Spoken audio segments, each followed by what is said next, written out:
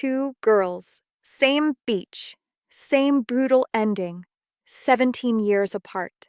In 1978, 16-year-old Barbara Nantais and her boyfriend Jim Altz were spending a summer night at Torrey Pines State Beach in San Diego, California. They set up towels in the sand, laughed under the stars, and planned to sleep near the waves like other couples had done before. But before the sun came up, Jim woke up covered in blood, with his face smashed, barely clinging to life, and Barbara was gone. Her body was found just feet away. She had been beaten, strangled, and mutilated. Her underwear and bra had been taken. Jim had no memory of what happened. He'd been struck on the head so hard he suffered a skull fracture and memory loss. For decades, the case went cold. No suspects, no arrests, just pain, rumors, and dead ends. Her family never gave up until August 1984. 14-year-old Claire Hough had just traveled to San Diego with her dad for a short trip. They were staying near Torrey Pines Beach, Claire's way of coping after the recent death of her grandfather.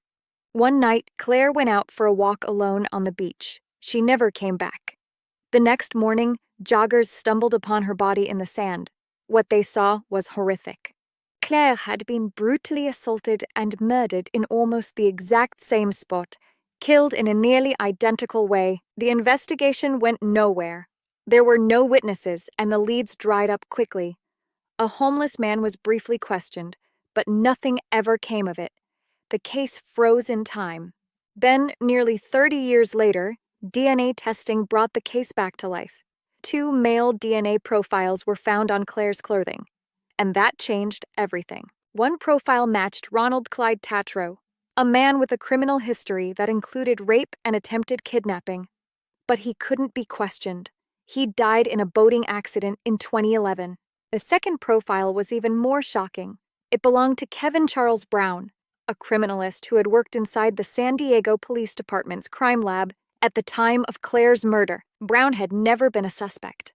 But now, decades later, he was under investigation for the murder of a girl he was never supposed to be near. Before he could be arrested or questioned further, Brown died by suicide in 2014. He left no note, no confession, just silence.